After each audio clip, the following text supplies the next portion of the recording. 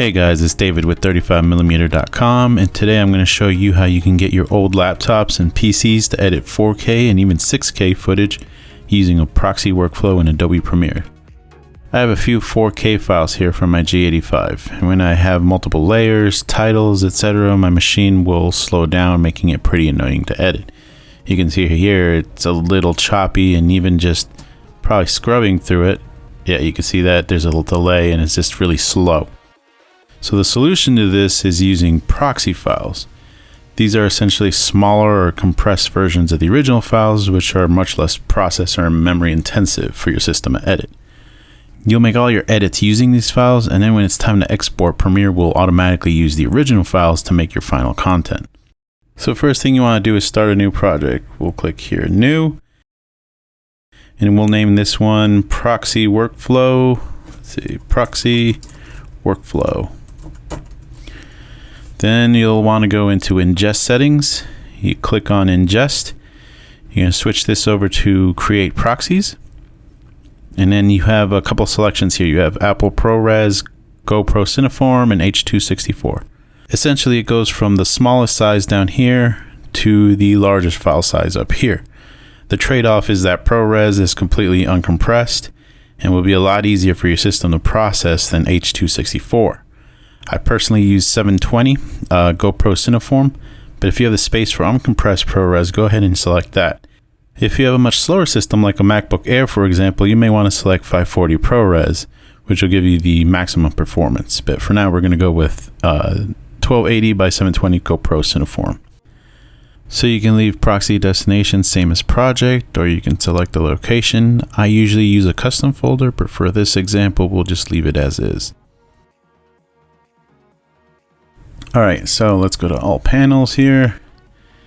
And now what we're going to do is start importing our media. So here we'll just drag our 4K footage folder onto, we'll drag it into the media browser right here. As soon as you do that, you'll see that Adobe Media Encoder will automatically start up, and you can see that it's starting to transcode the original files in the background. So once complete, you'll want to go to your program monitor, and we could just let it do that in the background. We'll create a new sequence. So go new sequence. All these settings are fine. We'll go into our footage here. We'll drag these three out. What you'll want to do is click on this plus sign right here. And you want to make sure that this guy right here is in your toolbar. And I already have it out there, so we don't have to worry about that. But essentially what it does is it's called the Toggle Proxies button. Now when you click on this, it will toggle between your proxy file and your original file. So let's take a look and see where we are in Media Encoder. They're all done. So now basically right now, if we hit play, you'll see that it is still kind of janky and slow. And now we will switch over to our proxies. And now everything's pretty smooth. And let's see, the scrubbing is probably, yep. See how much better the scrubbing is now? Everything's very smooth. Now, if we need to, for some reason, go back to our original media, all we have to do is click on this, and then you're looking at the original media.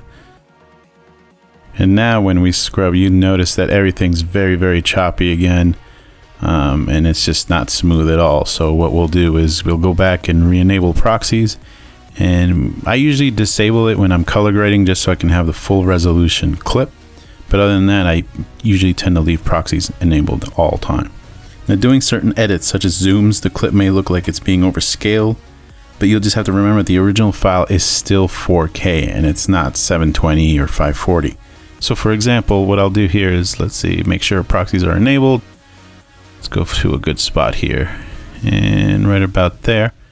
And now if we scale this, and let's move the position, you see how pretty crappy that looks. Now if we disable it, you'll see that the full resolution image came back in. It's very slight, but you see how unsharp this looks and looks blurry. Now when we disable it, you see the full res image again. So that's on and that's off. So we'll go ahead and reset these real quick, and we'll just let you see the difference again. So we'll reverse this clip, and that is at full res. You can see how choppy everything is. And then we'll enable proxies and play,